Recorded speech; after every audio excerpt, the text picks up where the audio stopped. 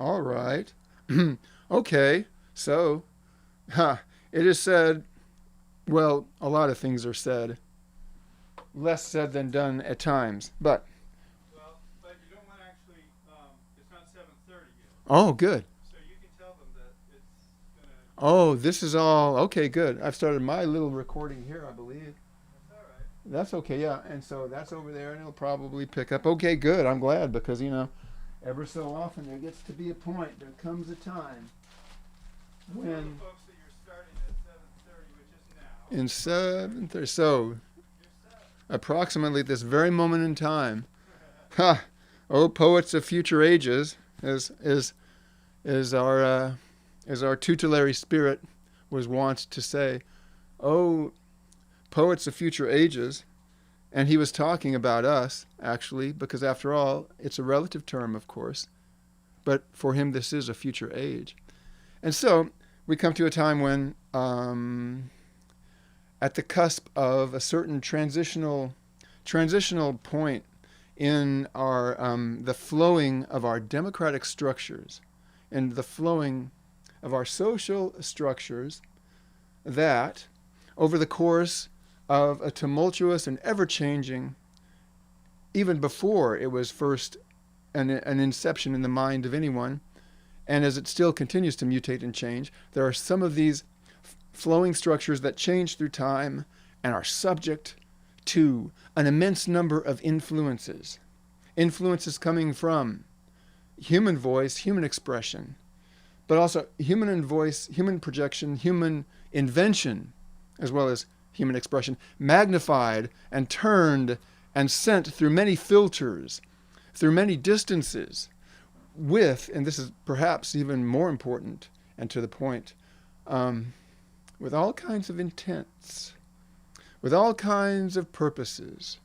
For you see, such is our society that it is like a meteorology, it is like a climate of many different weather systems.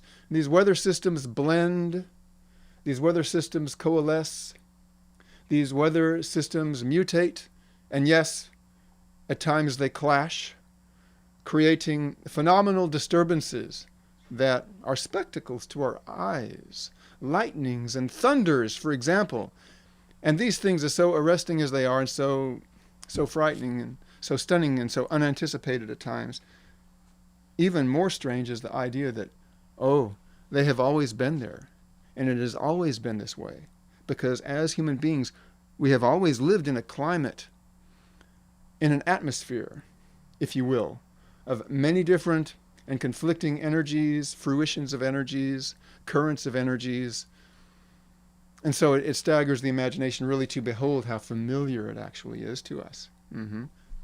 And so we ask then our illustrious predecessor, our tutelary spirit, our space chum, Uncle Walt, our guru, our poetic exemplar, the one who shows the way, the one who we lean on for inspiration, and the one who sometimes glances back at us, sometimes in an evasive and changing way, slyly dropping hints here and there.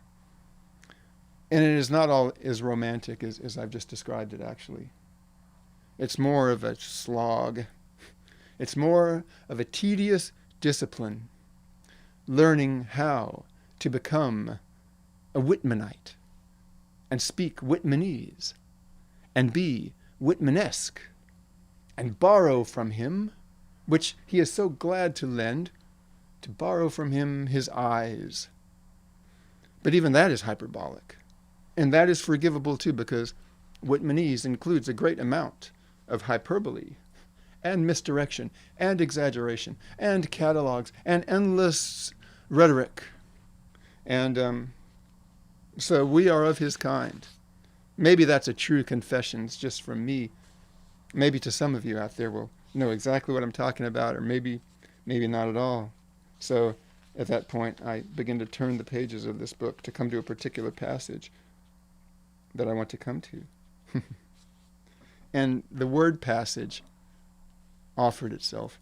It was not what I intended to come to begin, starting out. surmising into all the various setting forths that will ensue. Nevertheless, the word passage appeared in my mind, came out my lips, landed upon your ears, your heroic and attentive ears, a beat, a split second before my eyes, my reading eyes, through my page-flipping hands, landed upon the very same word, passage. Passage. Here, passage in a paragraph of Whitman's exemplary prose work, Democratic Vistas. Democratic Vistas Revealed is the general thematic substructure, which I will do my best to trace in my own idiosyncratic way. Anyway, passage, the word passage. My eyes found it on the page. As is so often with Whitman, it's a synchronous thing. So, and to quote and to read aloud from the pages of Democratic Vistas by Walt Whitman. As I write this particular passage, November 1868, the din of disputation rages around me. Acrid the temper of the parties, vital the pending questions. Congress convenes, the President sends his message. Reconstruction is still in abeyance. The nomination in the contest for the 21st Presidentiad draws close, with loudest threat and bustle. Of these, and all the like of these, the eventuations I know not. But well I know that behind them, and whatever their eventuations, the vital things remain safe and certain, and all the needed work goes on. Time, with soon or later superciliousness, disposes of presidents, congressmen, party platforms, and such. Anon, it clears the stage of each day, and any mortal shred that thinks itself so potent to its own day, and at and after which, with precious golden exceptions once or twice in a century, all that relates to surpotency is flung to molder in a burial vault, and no one bothers himself the least bit about it afterward. But the people ever remain. Tendencies continue. And all the idiocratic transfers in unbroken chain go on, and on, and on, and on. So welcome to such a previously announced transition point in the democratic process, oh so familiar to us, oh so continuous, and yet oh so idiosyncratic in the way it comes upon us now, with thunder flashes and the rumblings of audible lightning through the spoken word, I suppose, because oftentimes this is what Whitman is responding to. So I want to leave this over here for just a moment and come back to it later, if the mind allows me to do this. But so what then is Whitman charting? What then is Whitman charting when he begins to cast his thoughts upon the page as sentences of grammatical and paced to oratorical rhythms, spoken prose, into prose upon the page, written to be read, so that we, even now, can read it even at this point where it is oh so timeless and yet oh so timely. You know, what is that transition point, or what is the alchemy? And what is the verbal magic, you might call it? What is the workable hunch? What is the pragmatic intuition, but pragmatic only so far? That one step beyond, which incites the soul to step away from what it has previously known, to embark upon an adventure into the unknown which are the subjects of these utterances and these thoughts of our mentor, our exemplar, Walt Whitman. So what is it that makes it possible then, is what I'm saying, for him to do this? Well, for him and his times, the basic situation was was essentially very, very simple. And that was this. The arc, right? The analog of the span of the progression and the growth of his thought, which is unique to him, yet common to all of us. We all have our own arc and unique span of associational thought that leads us upon, the course of the trajectory of our thoughts as we come to understand those issues that are of deepest and most ultimate concern to us, those daemonic issues, those spiritual issues, those issues that include and link together the sense impressions with the mental thoughts, with the cosmic inklings, with the sensations of the earth as you walk upon it and crunch the dirt clods and the grass blades and the total commonplace and the tedium of time as you look all around you. What is the one art form that can include and accommodate that, not only in you or in me, but in an aggregate of thousands, of hundreds of thousands, of millions, of billions, of teeming multitudes, of the polis, yes, of the people, of the aggregate of individuals, each one a cosmos in and of itself. What is the art form that can encompass that? The very art form that gives you the image and pictures of it just now. The art form of language, of writing, of speech, of a certain kind of traditional sometimes and other times, creatively non-traditional design of writing upon the page, which is poetry or any other form, of all these different forms of literature. Let us just call them literature.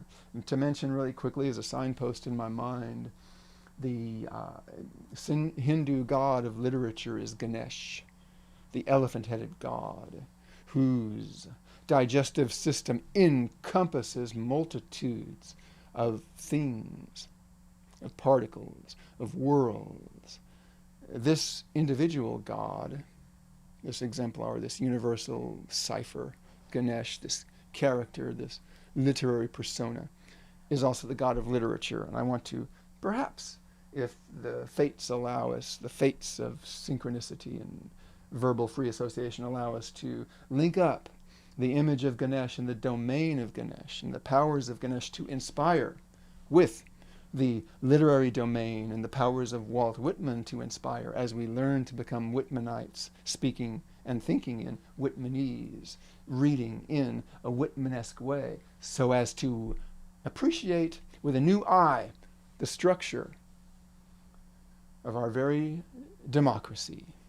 For it was literature and Walt Whitman's God-given grasp and understanding of literature that came to fruition in him over the archetypal analogic course of a long life of writing and thought, which created a bouquet, an elemental arrangement, a chronology, elemental juxtapositions galore of a body of work. That's what we'll call it, a body of work. An anatomy of criticism. Yes, an anatomy of criticism. How could that be? Why would I say anatomy of criticism? Too bad I didn't look at the etymology of that word, criticism, before I came here. Critique, crit. I'm not sure where it comes from, but I'm reminded, and it could be just for play, Plato's dialogue of Critias. Yeah, okay, because for me, the literary criticism part, the anatomy of criticism relative to the poetic body of Whitman's total output, is related in the way that what we seek is a few basic principles of interpretation, which I'm also kind of on the hunt for, during this four-way, this excursion into who knows what. I am looking for an insight into just a few really basic principles of how to interpret for myself the structural aspects of the writing of Whitman so that I can relate myself to it as spontaneously as possible. So then I can begin to hear in my mind's ear and see with my mind's eye the actual pulse and the tempo of the rhythm's thought. For that is also what he has bequeathed, almost with the same vibration as the passage of time, for us to consider and to contemplate. But, okay, fine. But what does it mean then to look out at the structure of our culture, the structure of our civilization, and those of us who have been consciously paying attention to it in whatever partial way that is our human inheritance, from the time we were young enough to begin to conceptualize and conceive of this world. What is this world around us? And then we come to understand, at a very young age, in Lord knows how many ways, but there is a world beyond that world. What? A world beyond the houses and beyond the trees and the clouds and mommy and daddy and brother and sister and dog and cat and fence and gate and street and ground and dirt and oatmeal and spaghetti and things you can fall down on. Beyond that, what? Oh, yes, the world. The world. How does this world operate? And then, as if a different kind of tree, as if it's a different kind of tree that we begin to climb in our mind, as if, developing what comes to us as the inheritance of our civilization into rational consciousness, before we play freely in the fields of the Lord, climbing in the branches of the ever-supporting tree of life-giving principle, of life-giving vibration. But as Yeats said in his poem, The Two Trees, there is another tree. There is the tree of the knowledge of good and evil. And that is a different kind of tree. That is the tree, as opposed to, in William Blake's masterful exposition of this polarity, this is not the tree of innocence. That's the tree of life and wholeness, effortlessly, spontaneously given as your natural born inheritance. This other tree, the tree of the knowledge of good and evil, that is the tree of experience. A necessary tree to climb, opening our other eye, you might say. Necessary, both necessary and unnecessary, both inevitable and possibly avoidable, where we learn how to do things like this, the things demanded of us in the tree of the knowledge of good and evil. We learn how to question things. What does this mean? What is what presents itself to us? But what is what really is? What is what really is about the appearances that present themselves to us, even with, and this is another aspect of the tree of the knowledge of good and evil, it's not just the possibility of a righteous judgment or, a mistake, but it's also the awareness of time. And one's relation to time includes all these pressing, finite qualities that in our innocence we had never fully understood, living the way that we were. But now, the buzz of the bee, but the bee has a sting. Oh, the blowing of the rose in the garden wind, but you grasp the stem of the rose too hard, and there's a thorn there too. The world of corollaries, the world of the other, the world exemplified in the literary and psychic symbol of the tree of the knowledge of good and evil. So, it is these kind of qualities that are, okay, here we've got to bring it back now. So for Whitman, it is this very field.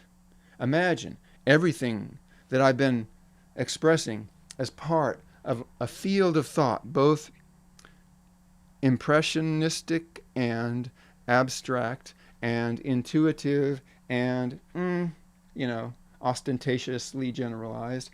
The whole thing, imagine it as a field. Imagine it as a field of thought, as a field of endeavor, a field of possibility. A field where you can imagine things as possible and see them with your imagination, with your abstract conceptual understanding, or maybe perhaps to see them under your writing hand taking form as a word upon the page and then turning the page. The arts of literature, the art of literature as Whitman conceived of it, which is, of course, its most exemplary kernel or characteristic element is that of poetry, because that is how we know him, and he is that. But the understanding of how his poetry works includes the way it works in this prose work here, Democratic Vistas, that I am trying to reveal in my own way. So, but why is it that literature is the art for this? Okay?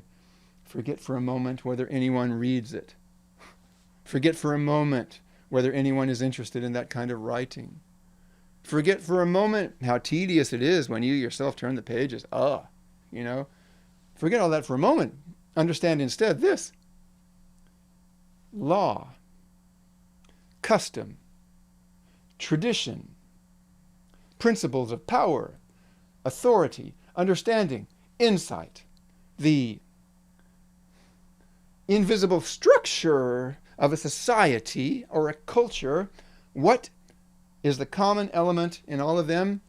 Everything that I've been saying. Words, words, words. These are all words. Law is a word. Democracy is a word. Freedom is a word. So what do the words mean? That is where we begin to discern them in the intuitions of our poetic eye. What is the meaning of what presents itself in the word? And that is where then Whitman, as any poet does, in oh so many levels and oh so many dimensions, realizes for one's own self the inner meaning of the spirit of that word, the endlessly examinable and appreciable way it makes itself known to consciousness as a way to understand the welter of sense impressions that come upon us. It is literature because these things are words. Think of it.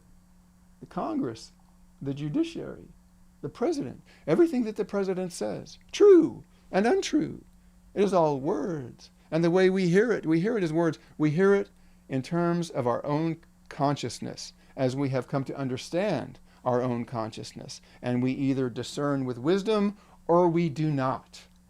And the results of that are what you see out there, even today. Yes, the results of that are what we commonly refer to as current events.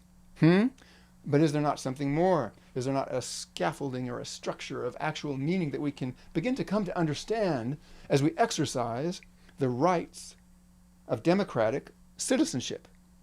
Because, and Whitman says this in oh so many ways, and we've got to understand something about his style, which is really perplexing and maddening, and it's just part of it all. It's part of Whitmanese. It's part of understanding how the concepts appear to his godly mind.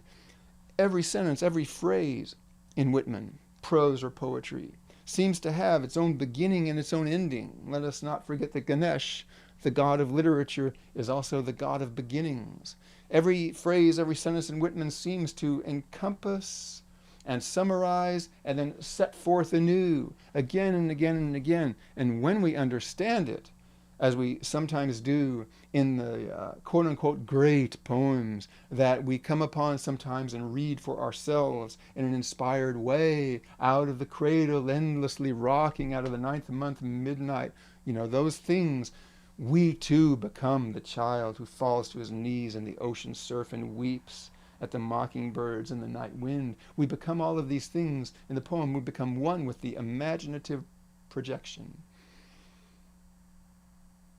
And in somehow, at the same time, in the quality of summation and abstraction and the endless way that every phrase and every sentence of Whitman, not only does it begin and end in its own way and summarize and set forth again in its own way and sum up the past and prognosticate the future in its own way, it also incorporates that which you know in your heart emotionally as a being who has lived this life, also with these other and more invisible kind of abstract, kind of like metaphysical qualities, which, and this is perhaps what we are starting to learn and understand is, as citizens of democracies, for democracy itself is an abstract form.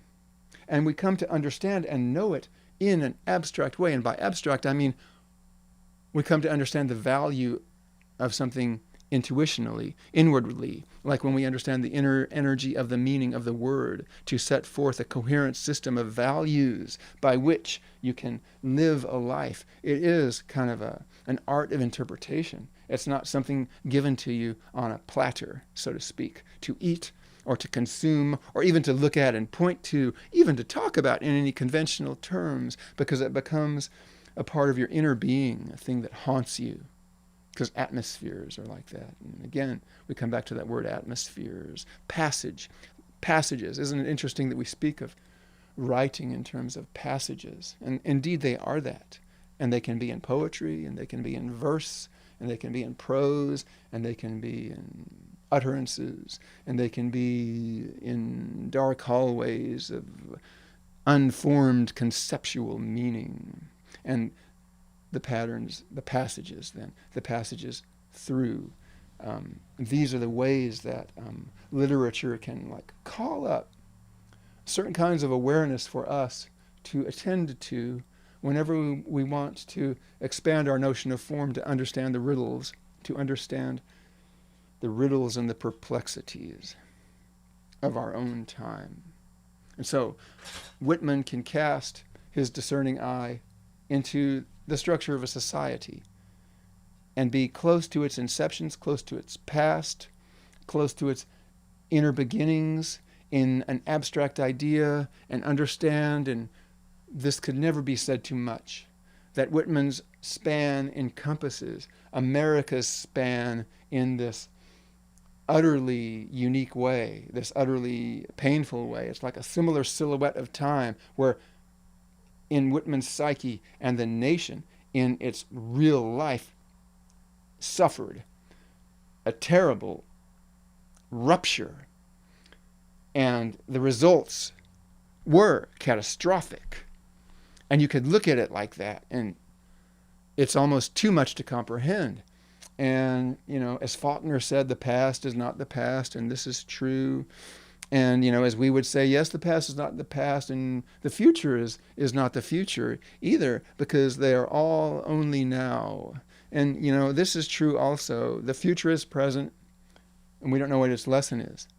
The past is present, and we have forgotten what its lesson is.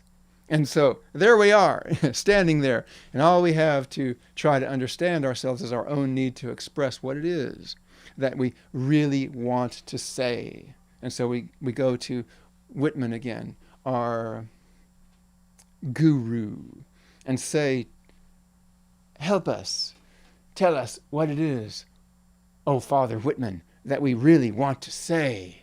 And Whitman, being an egotist, being a healthy egotist, being a altruistic egotist, he would say, oh, open up a page of my words and read some of that.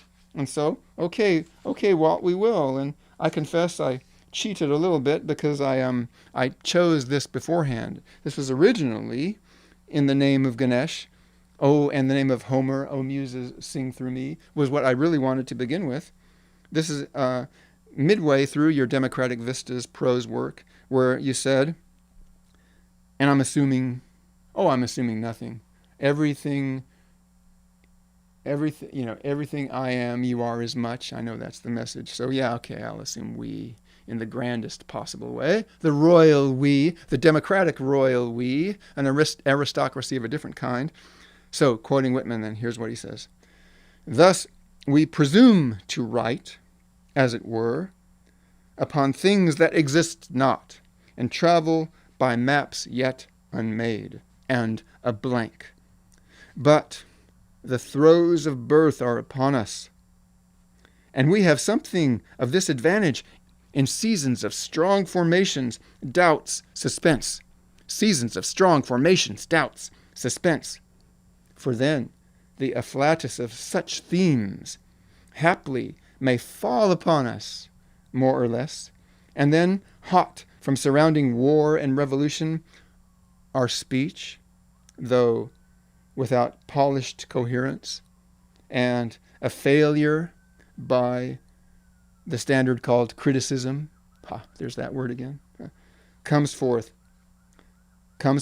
real at last as the lightnings. Real at last as the lightnings. So, let's compare something then about titles.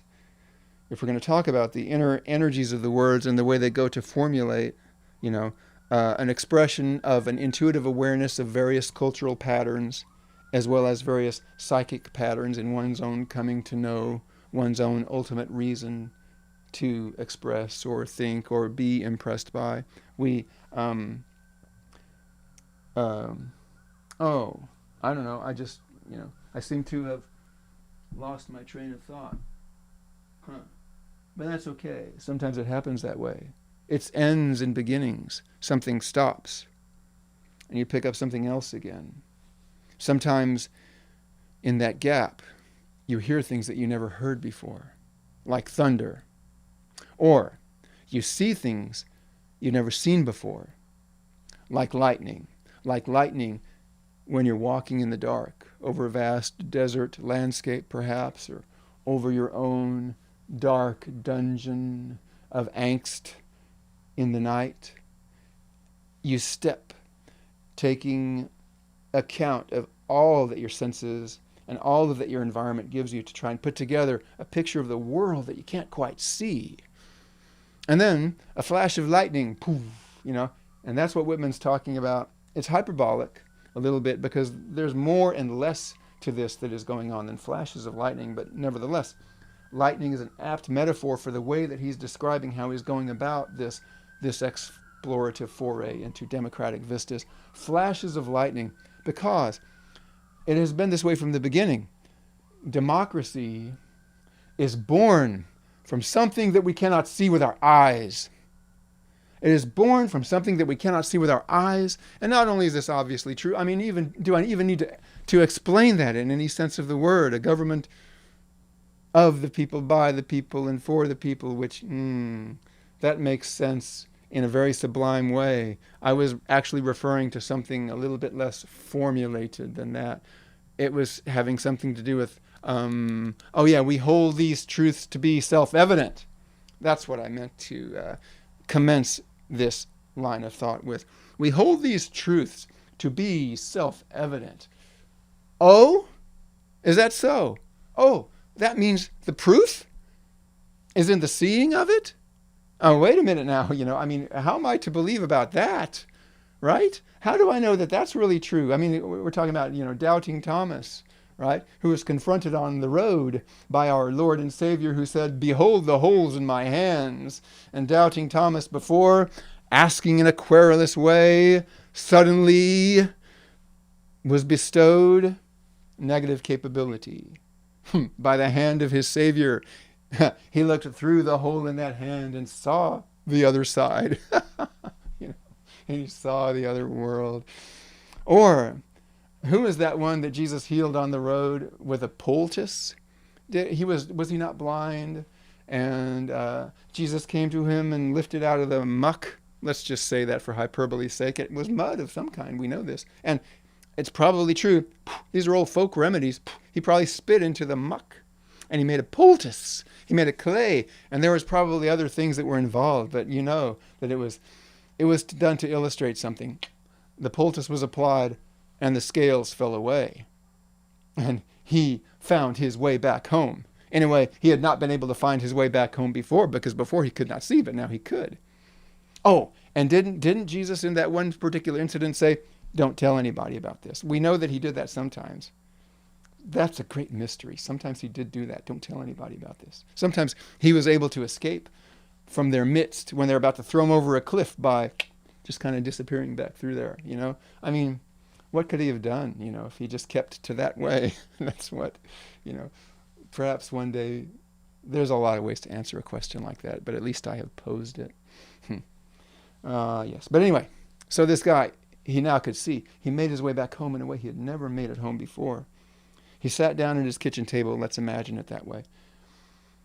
And it was the Sabbath. And they were out there, the authorities, the strictured literalists, let us call them, not to project too much.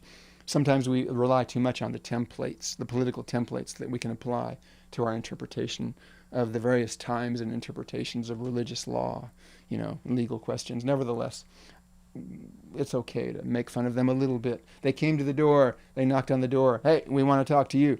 Yeah, he said. What is it? That guy over there, the one from Nazareth.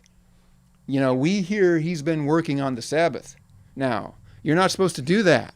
And look, they say they're all excited about him. He's talking about the law and stuff, and yet he's not adhering to the law. And what we have to ask you is, did he heal you?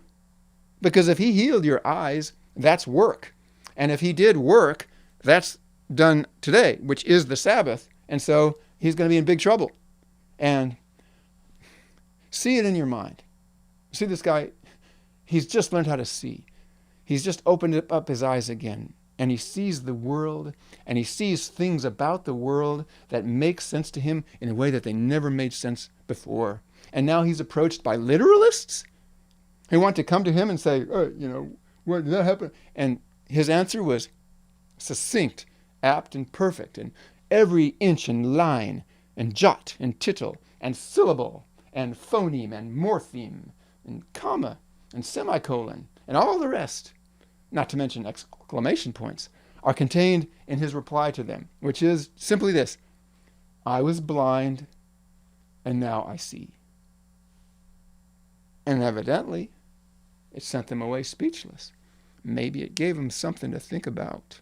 And I hope it did, because among the Pharisees, there were some apt thinkers. Oh, yes, there were some apt jurists, and they were upholding the culture in their own way. And you cannot fault them all that much, for wondering what the heck was going on, among the rabble.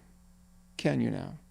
So consider that, as maybe the beginning of the prototypal moment of what became democracy, at least from that tradition, from that, Hebraic ecclesiastical tradition. Whitman wouldn't explain it the way that I just did. Nevertheless, he's responsible for a portion of that explanation. Just as I read in Whitman at some point, he is responsible, and he explains it, and it's pretty clear the way that he puts it. It was the Greek ideal.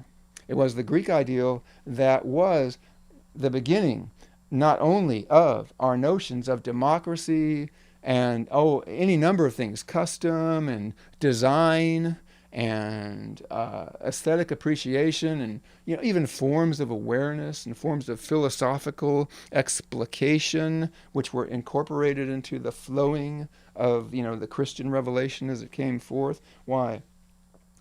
It's not even just that Whitman hips us to, but also that Hebraic quality, that harsher, more legalistic kind of tradition, and the clashing nature of it, that you got to hear the sand grains blasting, the grit of that, the grit in terms of this clash rather than communion of all these competing value systems, right? And Whitman traces this back, and one of the tricks, not tricks, I don't mean to say tricks, but one of the little techniques that seem to open themselves up to me in my own path of Whitmanification is the way to understand how this, among so many other things, Whitman, this mad generalist, all these mad generalizations he makes. Well, there's a method to that madness. There's a method to that madness of generalization and classification. And it manifests itself on the level of his poetic line with the catalog, but it also manifests itself in Democratic Vistas and other of his prose writing, where he will just have these hydra-headed, swarming clauses and phrases separated by commas, one after the other, comprising entire paragraphs. And then comes another paragraph of that. But you'll also notice with a certain way of reading that the paragraphs have their own kind of like inner synchronous harmony that they are making, as well as the ideas within them. But at a certain point, you only realize that when you surrender yourself to not knowing exactly what he means, because he's summing up and setting forth and summing up and setting forth And the content of what he's communicating is his ultimate concern, which is the vision of the Spirit to whom he is communicating. And that could be a certain way where he exemplifies a certain kind of essence of the art of the practice of timeless literature. So it could be no surprise then that it might have something to do to relate us, to our own specific times. So the arc then, when we mentioned this before, of Whitman's time included this terrible rupture, and he was there for it. And we cannot, it's part of his story. It's a whole other element of his story.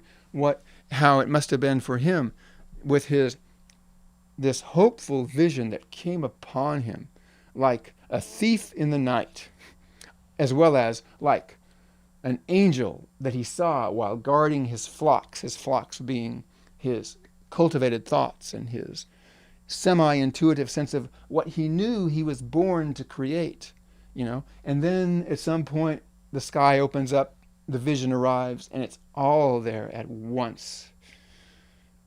And from the very beginning, right? Remember his poem, "There was a child went forth every day, and everything that the child saw became a part of that child." This kind of permeability, this openness to impressions that if it becomes perilous, if it gets clogged up in something, if it becomes perilous, if a knot is tied in the mesh, a knot of scar tissue perhaps, maybe the child going forth, permeating through all phenomena and sense impressions, bumps up against something or gets bitten by some carnivorous creature. They're out there, and then what happens? There's a seam there, there's a scar there, there's a gate, a change in the rhythm of it all.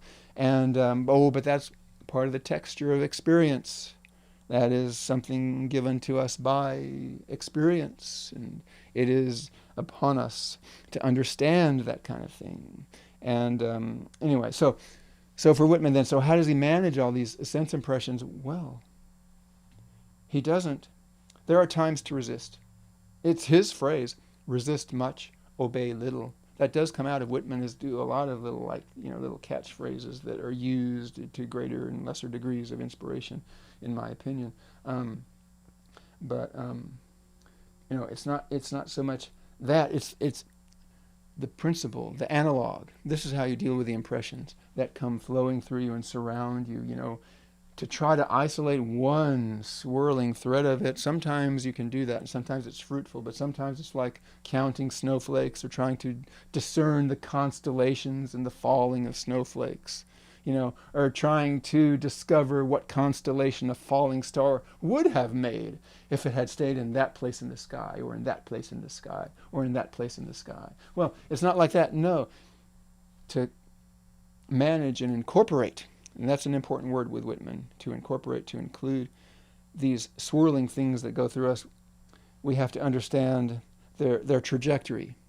So from there we cross from the particle, the impression being the particle, to the wave being the path that the impression of the particle traces through you, the wave being the energies of thought, which are expressed as waves, strung with words, perhaps not, that appear to you as you try to incorporate the meaning of your experience. It's a process of, aesthetic discernment. In doing so, then you hope to find a kind of a pivot point.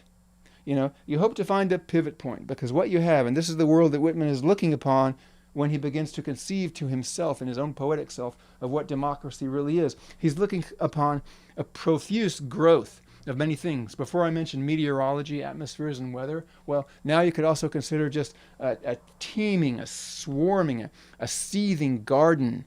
And there are all these, posts and trellises that are wound around by vines, and all of these things. And in the midst of that, then, what is the principle? What is the pivot point? What is the still point of the turning world, as T.S. Eliot would say? To Whitman, being a personalist, being a subjectivist in this particular, rendering, being a transcendentalist, visionary, romantic, or perhaps being, a crypto-Freudian, but, I must stop with that lest I become silly. What is the principle? It is desire. It is the plant's desire for light. The plant or any other life form has this desire to draw closer to that which feeds it and sustains it. And this is what gives impetus to the form it takes, even amidst its changing forms which it takes as it makes its way through the world. And that includes human personalities and human souls.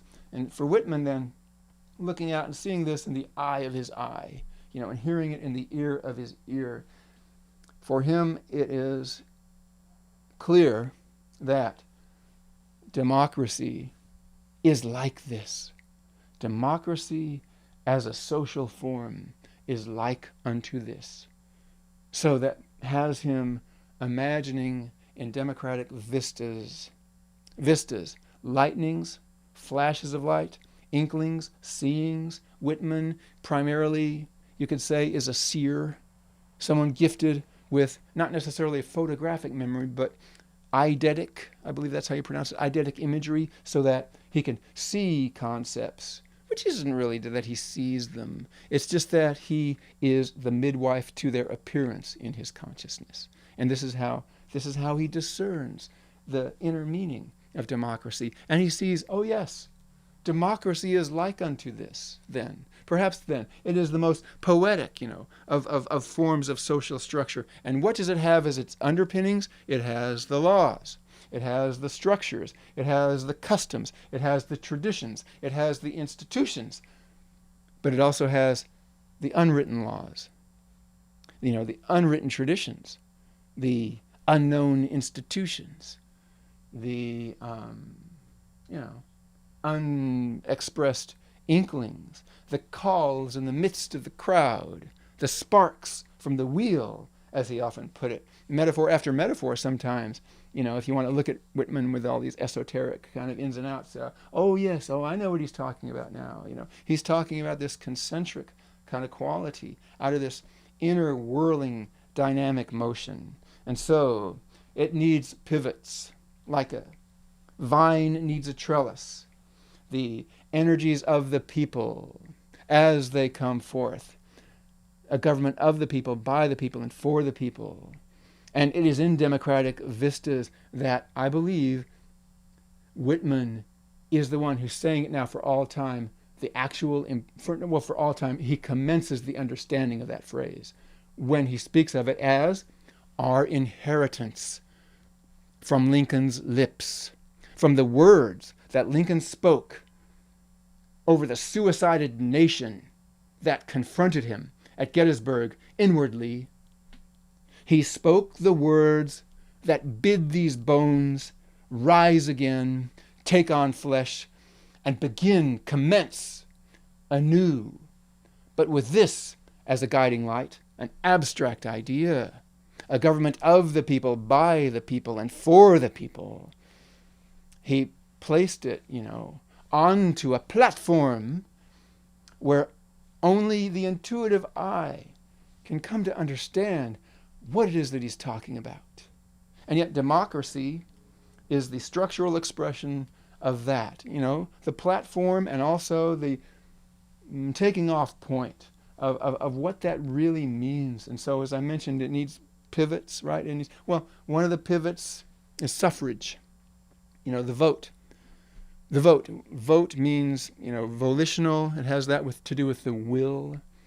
And I'm often fond, I'm not really sure, it's not fun to guess, but it's a good question. Is suffrage, is it related to suffering? Well, suffering is to feel with, right? So vote means to add your will to the will of the all, right? I mean, the notion vox populi, Latin term, I wonder what its precedents are. But nevertheless, the people, it's Lincoln who's talking about it, and boy, he ought to know. The people, what could that be? Whitman provides us abstract inkling after abstract inkling when he talks about the aggregate or the mass or the ensemble or the variety. He talks about its necessity. He talks about the perplexity that it gives rise to. Oh, he talks about the aspirations and the gifts and the powers and the unknown still destination, the unknown still fruition to come of democracy as a harbinger of a more sublime spiritual form yet to emerge from the husk of that old form, because all forms are temporal. And to understand the nature of forms is to understand their finitude and their temporality, and yet to see also and to be able to discern when one gives way to another, so that we can begin to understand the succession of these forms through time. And what is that but the arts of democratic citizenship? Yes, because democratic citizenship is an art of coming to understand the workings out in the processes of time of this invisible ideal. You can call it the will of the people. Yes, you can call it a lot of things. You can call it freedom. You can call it an inalienable right. You can call it a truth held to be self-evident. And then you will ask yourself, what is the evidence? What is the self? What is it to hold it? And doing that, you begin to embark upon the path of creative democratic citizenship. And for Whitman, make no mistake, for him ultimately that's what it's all about.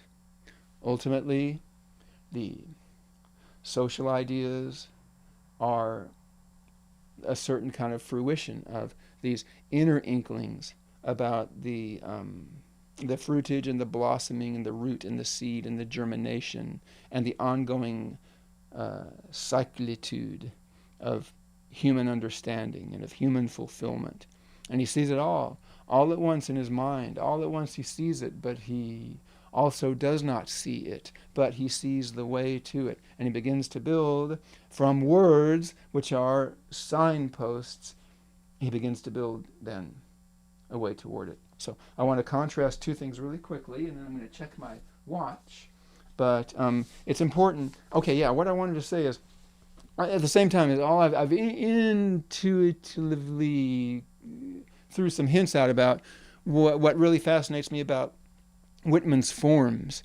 It seems to me that Whitman's forms, even his large forms, like these long essays, even these long poems, but the paragraphs of, also in his jottings, his memorandum, specimen days, and all of these other ones, their paragraphs and their long lines and their jumbles of phrases and conglomerations and swoopings, but they are laid out for the eye of the future listener to challenge their sense of design in order to see how it all fits together as a larger utterance, because they are larger utterances, but they are given with spaces in between them.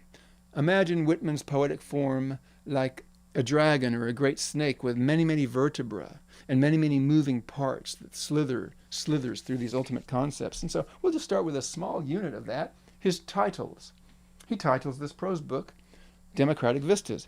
He titles his poem book Leaves of Grass. Why does he use that word, that phrase, leaves of grass? You could write a billion books off of that. I'll just read you one little inkling of the leaves of grass. It is, well, I would never to say what it is. No, here's what it is. There's a lot of things here. I can't decide which I'll read. This is the shortest. I'll read that. Leaves of grass may be only an indication, a forerunner, a crude offender against the usual canons, a barbaric road breaker, but it still has a place, a season. I am convinced. What is that place, that season? I don't know. I give up guessing. Okay, that's, He calls it leaves of grass also because leaves of grass grows, grass is common, grass begins and ends and yet begins again. Grass is perennial, grass is humble. should I continue for like another 20-ish more minutes or so, or something like that? So, Leaves of Grass for his poems.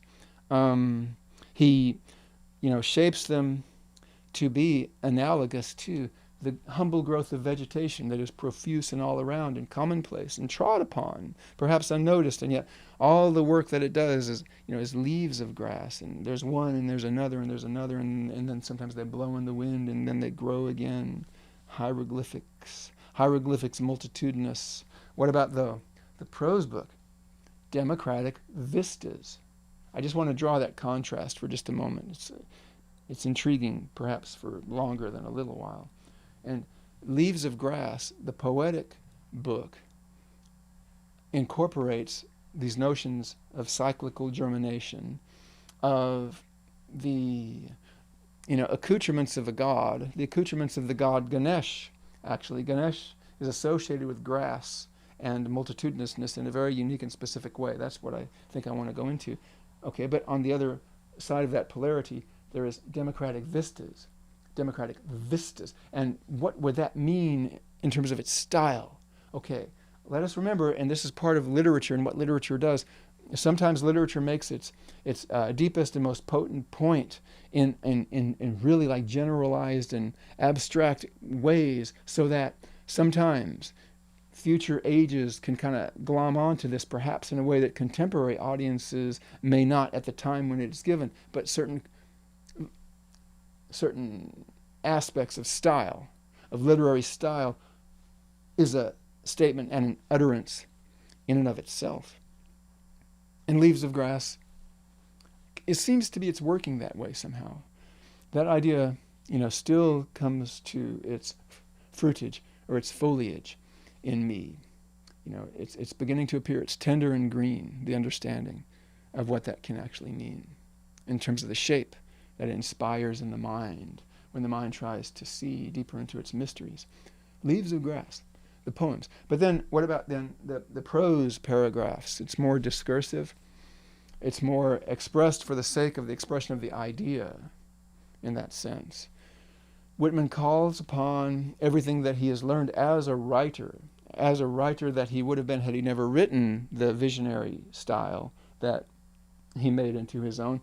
Had he been a journeyman journalist, had he been a speaker of other people along the roads of the world, which of course he also was, had he been all of those things, he still would have expressed himself in this style of democratic vistas, and it still would be creative because it would be partaking of and assimilating and casting forth and summing up all of the stylistic qualities of the speech, the hubbub, the blab, the journalism of all kinds that was out there in his day, the cry of the stagecoach drivers and the carpenters hammering, right, and the shepherds calling to their flocks, and the children reading their lessons, and the mothers singing in the parlor, and the multitudinousness of the pavement of this new sprawling city, Manhattan, which he, was early on acquainted with the archaic nature of some of the very words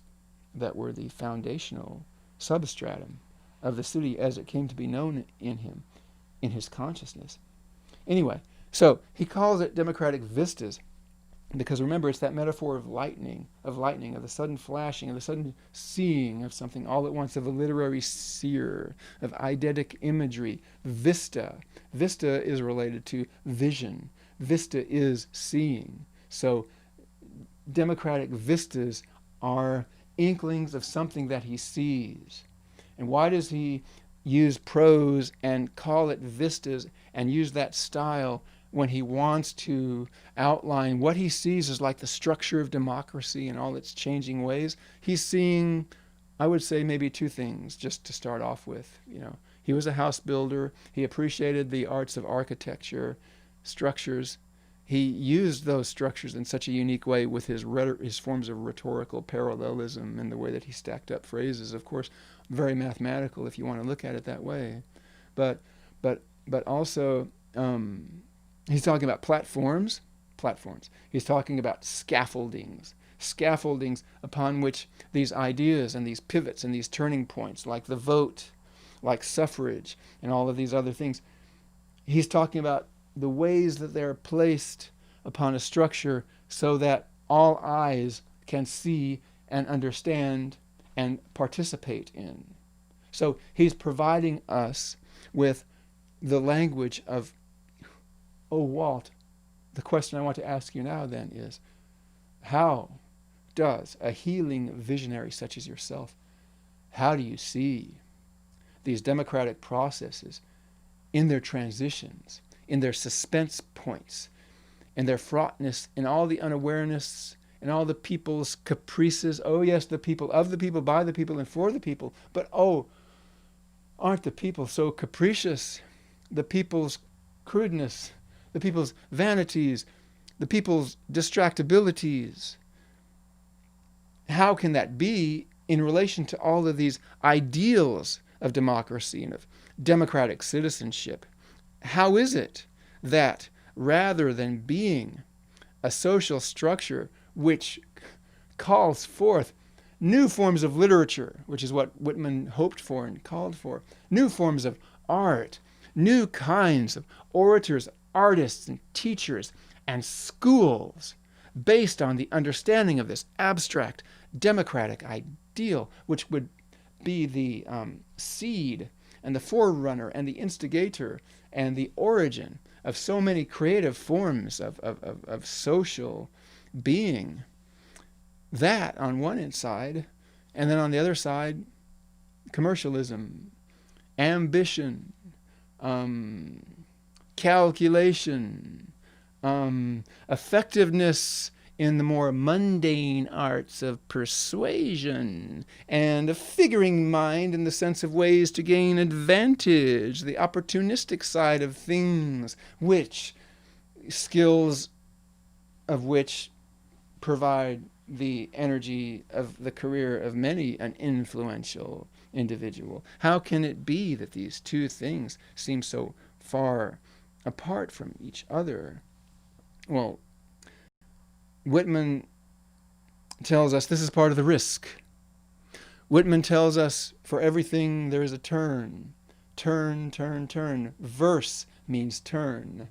Universe means one turning. But what about this multitudinousness that Whitman speaks of, this macrocosm that he sometimes refers to oh so much?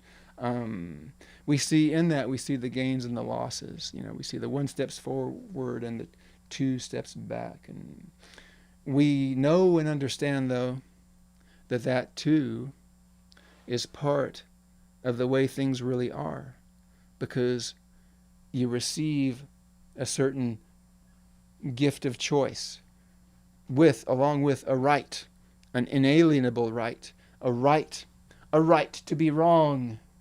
For you cannot have a democracy, it's a key component of it, without understanding that we all have a right to be wrong, and the system must in its way incorporate that and yet be able to assimilate that and to take it in, and that always includes and gives us degrees of uncertainty. That being said, though, there's the spiritual hope. Okay, and I will bring it to a close now. I'm not quite sure of the time, but I want to share some of his words relating to one thing.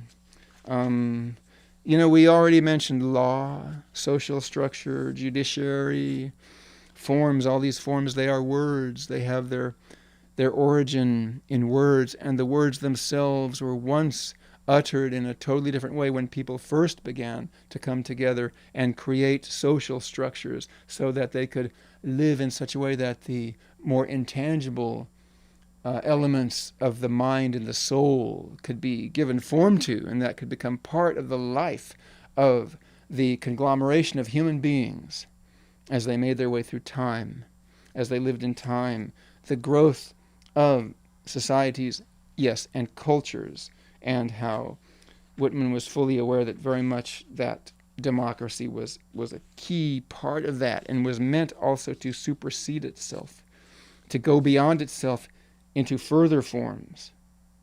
Into further forms.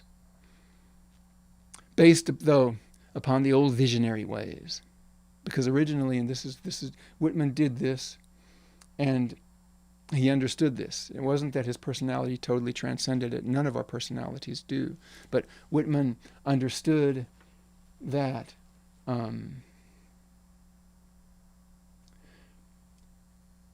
the essence, the truthful essence of all religion, which is like the most basic of the human utterances, religiary meaning to bind together. I'm not talking about the dogmatic side of it, which we can be so caught up in, pro or con in whatever way. But the original manifestation of religion is, how do we understand the inner meaning of the words? The inner meaning of the words that come down to us, that tell us of the things that are to be of our ultimate concern. How do we understand that? Is there not a dynamic element that changes us in our souls as we come to understand it, so that we understand what these utterances are really about? And in that way, it feeds us as democratic citizens in a way that nothing else can, that success cannot, or mere sustenance cannot, or entertainment cannot, or distraction cannot. No, there comes a time in democratic citizenship, because it is an art, when its fulfillment comes as we come to understand some deep moral utterance in a way that we had not understood it before. And yet, at the same time, it's so utterly familiar to us because we grew up surrounded by it from the time we first drew breath, from the time we first opened up our eyes and saw light. Let there be light. And there was light. And what was that? The opening of our eyes. So go tell me, that religion and religious language does not have its part to play in primordial literature. Of course. Geez. Anyway, so I'll read this and then I'll bring it to a peroration, if there is such a word. What Christ appeared for in the moral spiritual field for humankind, namely, that in respect to the absolute soul, there is in the possession of such by each single individual something so transcendent, so incapable of gradations like life, that, to that extent, it places all beings on a common level, utterly regardless of the distinctions of intellect, virtue, station, or any height or lowliness whatever, is tallied in like manner in this other field by democracy's rule, that people, the nation, as a common aggregate of living identities,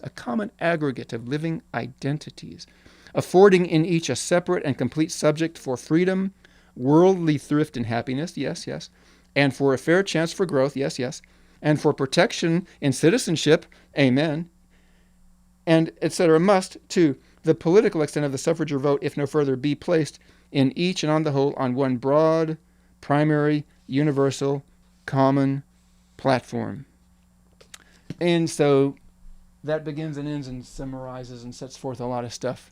But it's a certain kind of, the wheel has already begun to spin by the time the words appear in Whitman's mind and in our eyes as we read it on the page. But the central pivot point, the hub of that wheel, is a God-given inkling and understanding of the worth of the individual, the worth of each individual, the worth of each individual in and of itself, in its particularity.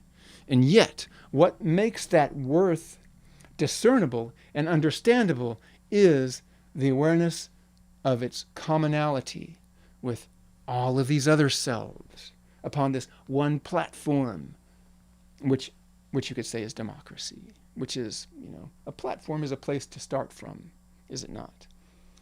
That being said, all right, I want to say one thing about Ganesh. I won't tell the whole story of it, but I'll make it in the form of a riddle then. What was it that kept Ganesh's body from burning up from the inside?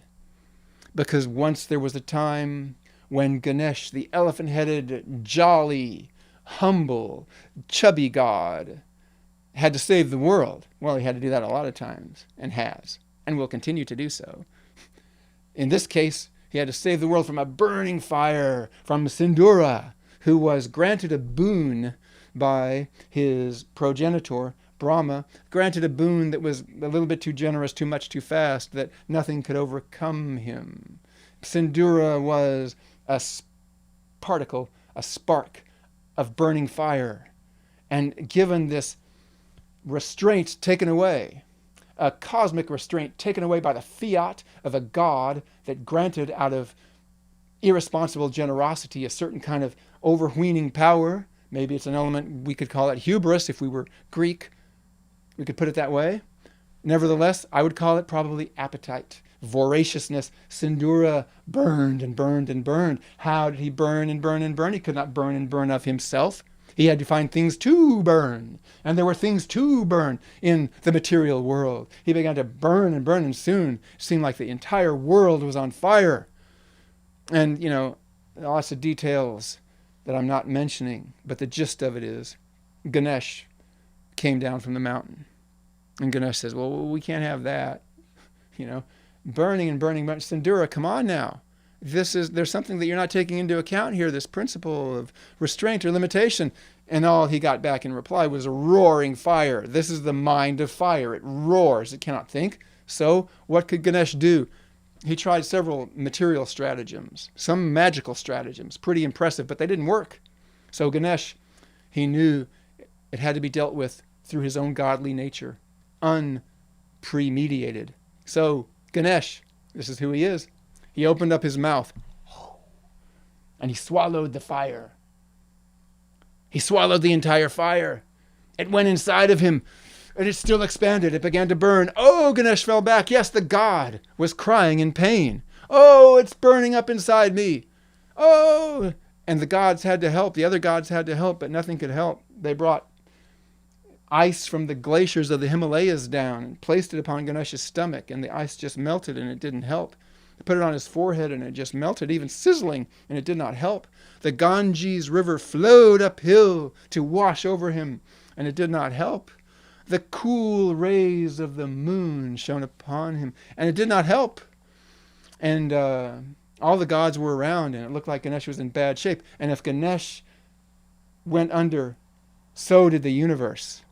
The moon and the stars and the planets were trembling in their traces. Oh, if he burns up from within, we're all done for. And Indra, the god of the sky, he of the ornate palace, he was hysterical.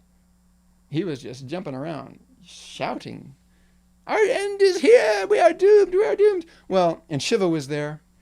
But Shiva, the end and the beginning are as one to him. Shiva is the lord of the ends of the worlds and the new worlds that come from that. Shiva wears ashes. Shiva, it's just something grist for the mill, something to meditate on. Nevertheless, he was concerned about his son, and he was there too. And it was Shiva who noticed, amid all the hubbub and the tumult, that there was a human being standing there. A human being standing there. Some kind of forest hermit standing there, holding something in his hands. He hadn't said a word. All the gods were yelling and screaming. Shiva said, you there, what do you have? Who are you? And the hermit, for indeed he was a hermit, a human being, he said, I have something that may help. Makes no difference who I am. Who I am is who is here. This is called durva grass. Some call it kusha grass. It grows everywhere, at least where I'm from. It has certain properties, atmospheric kind of properties. Here, place one frond, 5 leaves, upon Ganesh's belly. Place the other frond here, upon Ganesh's forehead, and we'll see how it works. Well, Indra might have seen this beginning to take place. Shiva gave the hermit permission to place a frond of kusha grass on Ganesh's belly and upon Ganesh's forehead. And Indra might have just said, prepare for doom. You don't need to be doing this. Pray for your ever-living soul because it will all end soon. He was still hysterical, but the hermit, he was doing what he was doing. He placed the frond of grass upon Ganesh's belly, upon his forehead. And it wasn't really long. You might not have noticed it first. Shiva noticed it first because he's a god of insight. Parvati noticed it also. It took Indra a while to calm down. The moon and the stars they began to realize a certain kind of lessening of the tension. So they just went on doing what they do, which is to shine. But after a time, by virtue of the kusa grass, the fire that was raging inside of Ganesh's cosmic digestive system dwindled and dwindled and dwindled until it just became one more particle among all the other particles that are inside of Ganesh, among all the other particles, both particles and waves, both the inside and the outside. It is all inside of Ganesh, because he is that kind of God. He is the container of the universe. So we could say that in that sense, Ganesh is a god of literature. And Whitman might, in this little particular thing that I've set forth, he might agree. Ganesh is a god of incorporation, of assimilation, of multitudes. Oh, of course, this is where it comes back to. Whitman said, I contain multitudes. Do I contradict myself? Very well, I contradict myself. I contain multitudes. You might imagine democracy saying this also. And yet inside of Ganesh, who contains multitudes, there is a cosmic harmonious principle, an unwritten yet pervasive and true law at work. And it is that which reduces that burning fire into its natural form, which is one particle of being inside all the other particles of being that are inside the wholeness of Ganesh. So on this, election time, Abhaya, this is Ganesh's sign. Ganesh says, no fear. That's what that means. Whitman says, comrade, keep on. That's to paraphrase. He says, excelsior. That's to paraphrase. Whitman says, persist and endure. Whitman says, swim. Whitman says, be. Whitman says, create. Whitman says, hope. And I say, America. We are here too. We are you, and we are ourselves. I don't know if that makes much sense, but, it has its moral import. All right, so I bid thee good luck, which is a good thing to say in any kind of utterance. And Whitman bids you his best also. And we will continue to carry on such work in this world of multitudinous forms of thought. And I thank you for your heroic listening on this road of understanding the inner meaning of the words.